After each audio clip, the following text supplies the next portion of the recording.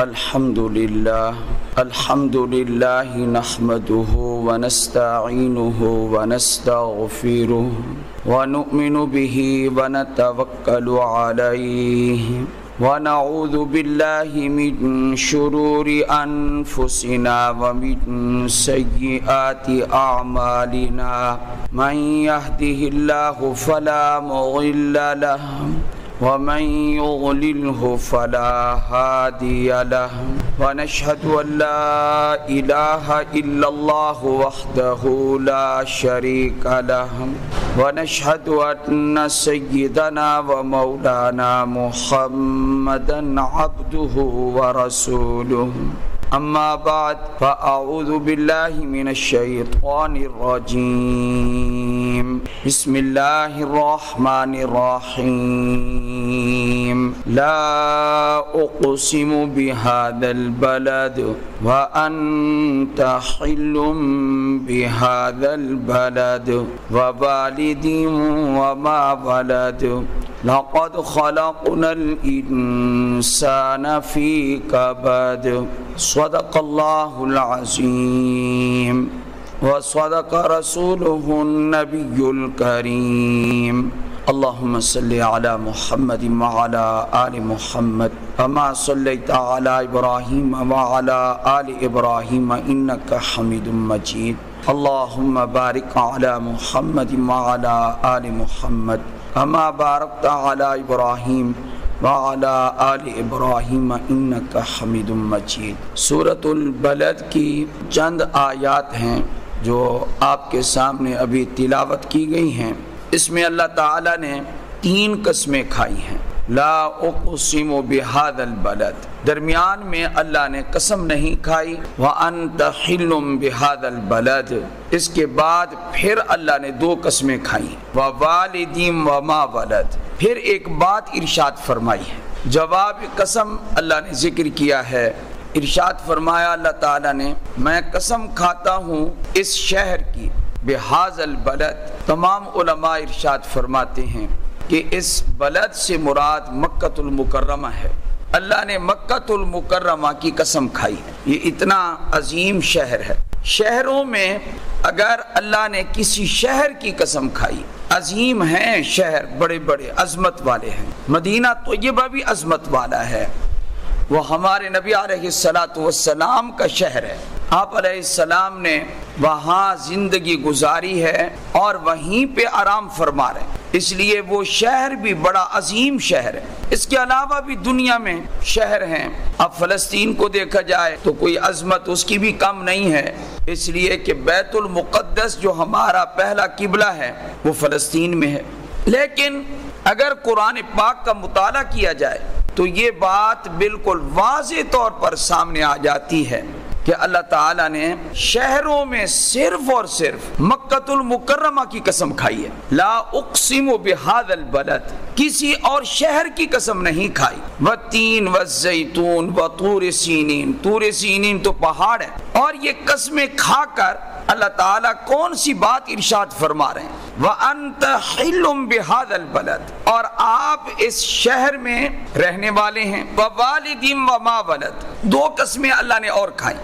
قسم ہے والد کی، کہیں یہ سن کر آپ اپنے والد کی قسم نہ کھانا شروع کر دیں، کیونکہ غیر اللہ کی قسم کھانا جائز نہیں ہے۔ جس طرح آج کل جہالت کی وجہ سے کہتے ہیں میرے باپ کی قسم۔ اچھا کبھی کبھی کہتے ہیں بیٹے کے سر پہ ہاتھ رکھ کے میں سچا ہوں، اگر میں سچا نہ ہوا تو میں تباہ ہو جاؤں، برباد ہو جاؤں، مجھے میرے بیٹے کی قسم۔ اچھا کبھی دوست کی قسم، یہ سب کا سب شرک ہے، ناجائز ہے۔ یہ پابندی ہے انسانوں کے لیے، مخلوق کے لیے۔ اللہ تعالیٰ ہر چیز کی قسم جس کی چاہے اللہ اٹھائے۔ امام فخر الدین رازی رحمۃ اللہ علیہ فرماتے ہیں اللہ تعالیٰ جس چیز کی قسم کھاتا ہے اس کی شان کو بڑھا دیتا ہے۔ جس طرح مکہ شہر کی اللہ نے قسم کھائی تو مکہ شہر کی شان کو اللہ نے بڑھا دیا۔ پہاڑوں میں اللہ تعالیٰ نے موسیٰ علیہ السلام کا وہ پہاڑ طور سینا جس پر اللہ سے ہم کلام ہوتے تھے اس کی قسم کھائی، پہاڑوں میں اللہ نے اس کی شان کو بڑھا دیا۔ پھلوں میں اللہ تعالیٰ نے انجیر و تین و زیتون، زیتون اور انجیر کی قسم کھا کے اللہ نے ان کی شان کو بڑھا دی۔ اب بات آ رہی ہے کہ والد، والد کی قسم، اس والد سے کون مراد ہے؟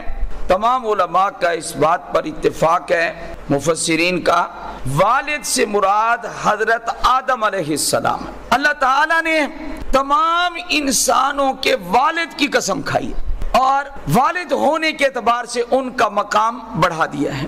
وما ولد، اور پھر اللہ نے تمام انسانوں کی قسم کھائی ہے کہ باپ کی بھی قسم آدم علیہ السلام کی، اور اس باپ نے جن کو جنا، ظاہر ہے کہ تمام انسان کس سے پیدا ہوئے؟ حضرت آدم علیہ السلام سے۔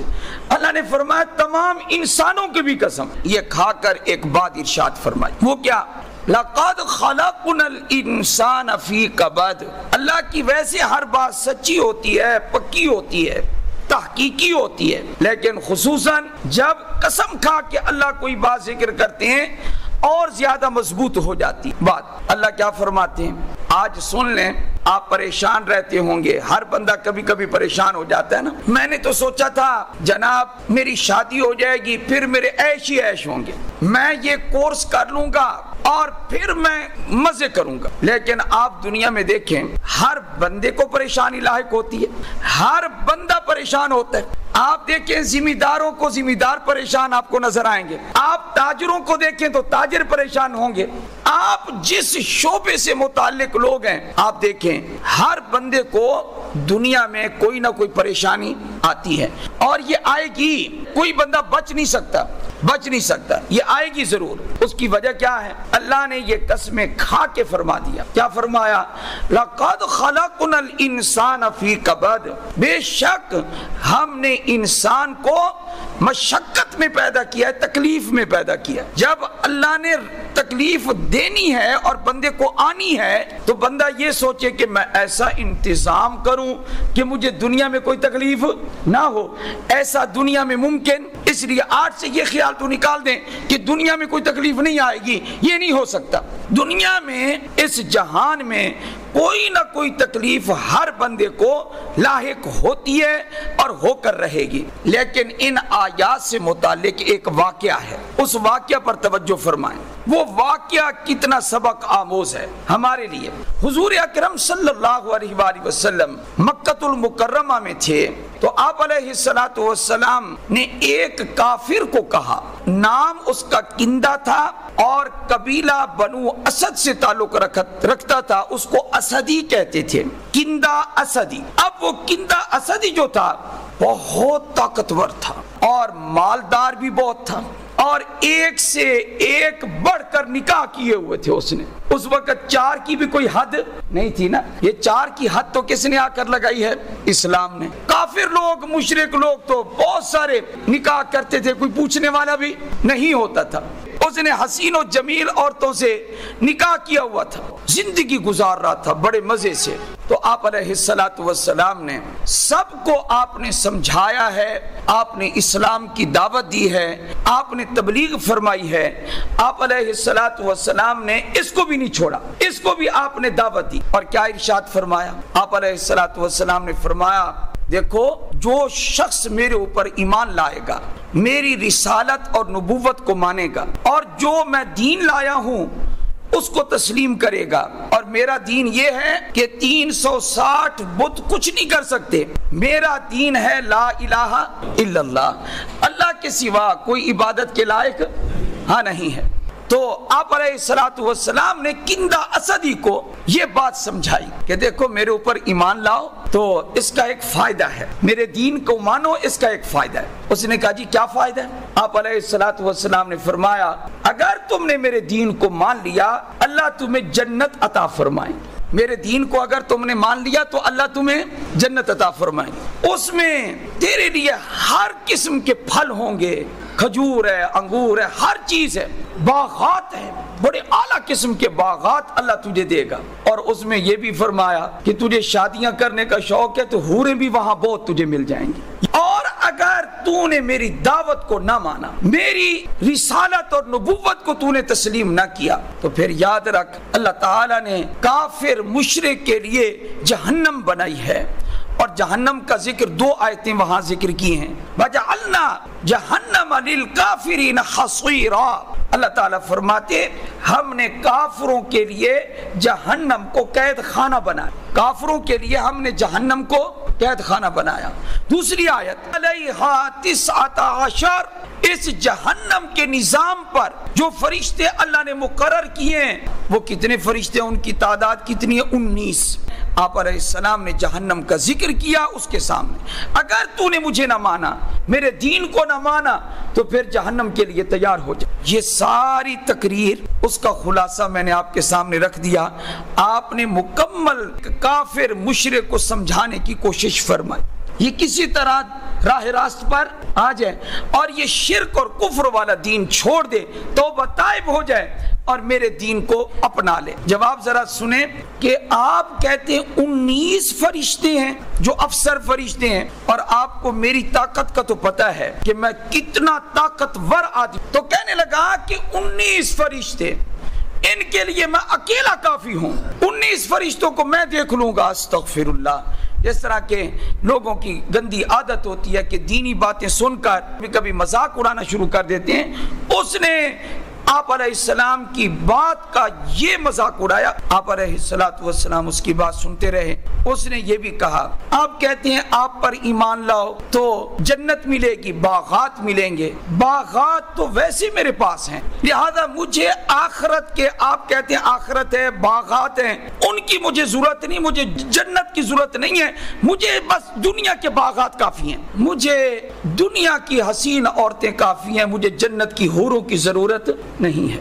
اللہ جل جلالہ نے یہ ارشاد فرما دیا، سنو میں 3 قسمیں کھا کے کہہ رہا ہوں، لَقَدْ خَلَقْنَا الْإِنسَانَ فِي كَبَدٍ، بے شک ہم نے انسان کو تکلیف میں پیدا کیا ہے، دنیا کی تکالیف برداشت کر لے، ایمان لائے تو آخرت میں اس کے لیے کیا ہوگی؟ راحت ہوگی، اور اگر وہ دنیا کے اندر مزے کرے گا جس طرح کے کافروں کے لیے مزے ہیں، پھر اس کی زیادہ جو سزا ہے وہ کہاں ہے؟ وہ آخرت میں۔ آخرت کی پریشانی کوئی تھوڑی پریشانی نہیں ہے، اس لیے آخرت کو سنوارنے کی کوشش کر، یہ اللہ تعالیٰ نے اس کو سمجھایا۔ وہ کہنے لگا میں جو یہ کام کرتا ہوں تو کیا اللہ تعالیٰ مجھے جو ہے میرے اوپر قادر ہے اور مجھے پکڑ لے گا، مجھے سزا دے گا؟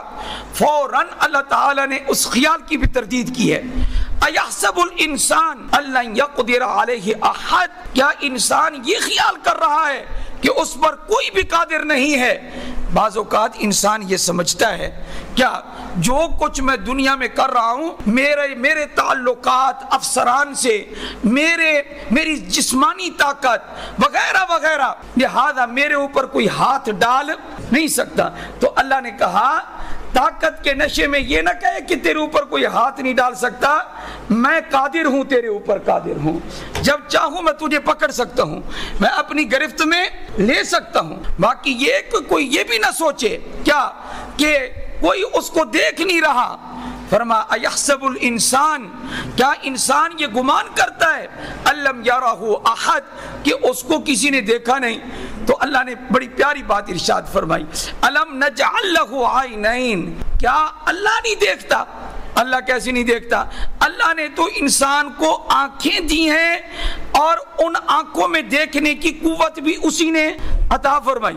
جو دکھا سکتا ہے وہ خود دیکھ نہیں سکتا ہے نہیں، وہ ہر ایک کو دیکھ بھی رہا ہے۔ تو فرمایا باقی رہی بات کہ دل میں میرے کیا ہے کسی کو کیا پتا، اللہ نے فرمایا یہ بتاؤ وَلِسَانًا وَشَفَتَيْن، کہ جب تمہارے دل کی بات تم چاہتے ہو اس وقت تم ادا کس سے کرتے ہو؟ تم ادا کرتے ہو زبان اور ہونٹوں کی مدد سے، ان کو ہلاتے ہو اور دل کی بات کو باہر لاتے ہو۔ اللہ نے فرمایا یہ بتاؤ یہ زبان اور ہونٹ تمہیں کس نے عطا فرمائے؟ یہ اللہ نے دیے۔ جب یہ اللہ دے سکتا ہے تو تمہارے دلوں کی باتوں کو بھی اللہ جان سکتا ہے کہ تمہارے دلوں میں اللہ نے کیا رکھا ہے۔ تو یہ بات سمجھنے اچھے طریقے سے، جسمانی طاقت ہو غرور نہیں کرنا چاہیے، مال و دولت ہو غرور نہیں کرنا چاہیے، حسین و جمیل عورتیں انسان نکاح میں لائے یا اولاد زیادہ ہو اس وجہ سے انسان کو غرور نہیں کرنا چاہیے۔ حضرت مولانا ادریس کاندھلوی رحمت اللہ علیہ ہمارے بزرگوں میں گزرے ہیں، یہ اب کئی سال پہلے کا واقعہ، حضرت نے بیان فرمایا کہ میں ایک جگہ گیا تو ایک بہترین مسجد، شاندار مسجد بنی ہوئی تھی، وہاں کے لوگوں نے مجھے تھوڑی سی تفریح کرانے کے لیے وہ ایک پہاڑی علاقہ تھا کچھ فاصلے پر، وہاں لے گئے، ایک پہاڑ تھا اس کی چوٹی کے اوپر جا کر کہا کہ ایک مکان بنا ہوا تھا، وہ جو کوٹھی بنی ہوئی تھی اس کی وہ پشتی دیوار بارش کے آنے کی وجہ سے گر گئی، اور جب پشتی دیوار گرتی ہے تو عمارت کمزور ہو جاتی ہے۔ تو لوگوں نے بتایا کہ جب ہماری یہ مسجد بن رہی تھی تو ہم نے اس رئیس سے بھی کہا تھا، یہ رئیس مسلمان ہے جس نے پہاڑ کے اوپر اپنی شاندار کوٹھی بنائی ہوئی ہے، یہ کوٹھی اس نے اپنی سیر و تفریح کے لیے اپنے گھر والوں کو دوستوں کو کبھی کبھی یہاں لاتا ہے۔ تو کہنے لگے جب ہماری یہ مسجد بن رہی تھی تو ہم نے اس رئیس صاحب کو بھی کہا تھا، کیا کہا تھا کہ آپ کو اللہ نے بہت دیا ہے، ہماری مسجد بھی کچھ لگا دو۔ اس رئیس نے جو جواب دیا، مولانا ادریس کاندھلوی رحمت اللہ علیہ فرماتے ہیں لوگوں نے مجھے بتایا جو اس نظم میں تھے، کہنے لگے کہ اس نے ایک ہی جملہ کہا، ہمیں واپس کر دیا۔ اس نے کہا ہمارے پاس اس کام کے لیے فنڈ کی گنجائش نہیں ہے۔ کہتے ہیں ہم واپس آ گئے، جب واپس آئے کچھ عرصے کے بعد جب بارش آئی تو جس دیوار نے اس کوٹھی کی عمارت کو مضبوط کر رکھا تھا وہ دیوار اس بارش میں بہہ گئی اور وہ دیوار گر گئی۔ تو حضرت مولانا ادریس کاندھلوی رحمت اللہ علیہ فرمانے لگے اب تو فنڈ میں گنجائش پیدا ہو گئی ہوگی نا، مسجد پر مسلمان دل سے نہیں لگاتے، اللہ کے کام پر نہیں لگاتے، بیماریوں پہ لگ جاتا ہے، تھانوں پہ لگ جاتا ہے، کچہریوں پہ لگ جاتا ہے۔ اور یہ بات بھی سنیں آپ حضرات کہ شادی کا موقع آ جائے رسومات پہ پیسہ بہا دیتے لیکن مسجد میں نہیں لگاتے، تو کیا مسلمان جب مسجد کی طرف توجہ نہیں کریں گے تو کیا اللہ اور رستے سے پیسہ نکال نہیں لے گا؟ جس طرح اس رئیس کا اللہ تعالیٰ نے کام کر دیا کہ وہ دیوار جو ہے وہ نیچے گر گئی۔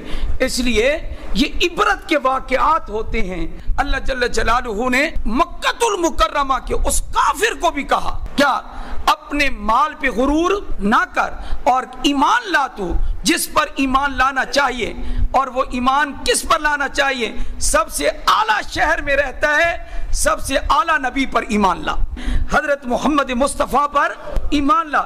دنیا میں جو کچھ ہم نے دیا یہ کچھ نہیں ہے، آخرت میں ایمان لانے کی برکت سے بہت کچھ عطا فرمائیں گے۔ اللہ نے یہ اس کو ارشاد فرمایا۔ اللہ ہم سب کو عمل کی توفیق عطا فرمائے۔ وآخر دعوانا ان الحمد للہ رب العالمین۔